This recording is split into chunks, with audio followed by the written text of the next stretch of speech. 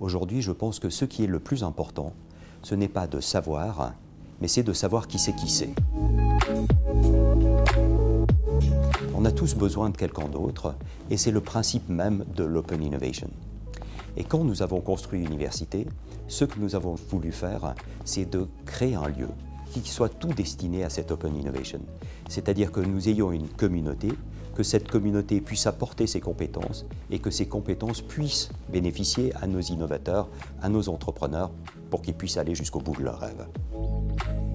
Une des composantes qui était essentielle était vraiment la réalisation d'un makerspace, un endroit où l'on puisse prototyper ses idées. Et je pense que c'est vraiment une étape qui est essentielle, parce qu'en fait, on peut avoir une idée, mais à un certain moment, il faut la transformer en quelque chose de visible, dans quelque chose d'utile, et de pouvoir tester cette idée à l'aune finalement des utilisateurs. Alors qu'est-ce qu'il doit y avoir dans un makerspace? C'est de l'appareillage. C'est de l'appareillage diversifié, puisqu'on avait des gens qui travaillaient au niveau de la biologie, au niveau de la chimie, au niveau de la mécanique, au niveau du bois, au niveau du métal. Et donc ce sont toutes ces composantes que l'on a mis dans ce makerspace. Et bien sûr qu'il fallait aussi des gens qui sachent utiliser ces différentes fonctionnalités. Et c'est tout un réseau de personnes, de bénévoles, qui s'est mis en place pour faire l'accompagnement des jeunes, et moins jeunes d'ailleurs, qui avaient des projets. Nous organisons ce que l'on appelle des repair cafés, pour ceux qui ne sont pas férus avec cette terminologie.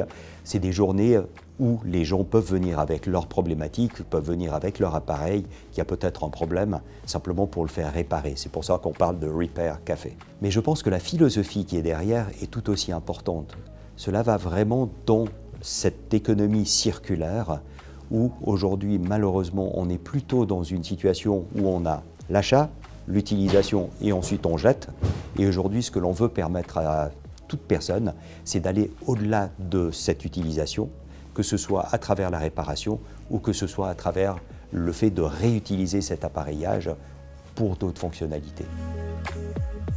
Parmi les valeurs que j'aimerais transmettre, c'est surtout de donner confiance aux gens. Chacun a un potentiel. Et ce potentiel, parfois on le méconnaît. Des personnes viennent en disant « moi je suis désolé, mais je ne sais pas faire ». Et en fait, en leur montrant l'exemple, en les initiant par rapport à l'utilisation de matériaux, ils vont gagner en confiance et ensuite vont pouvoir aller plus loin. Et c'est les personnes qui reviendront nous voir parce qu'en fait, ils auront du plaisir à se trouver dans ce lieu et à réaliser de leurs mains et avec leur intelligence des objets.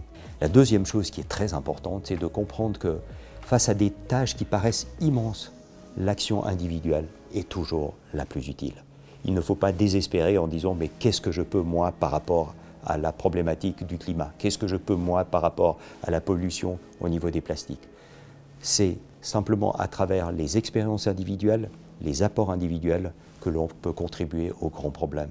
Et donc chacun doit s'investir et c'est ainsi que finalement notre monde ira mieux.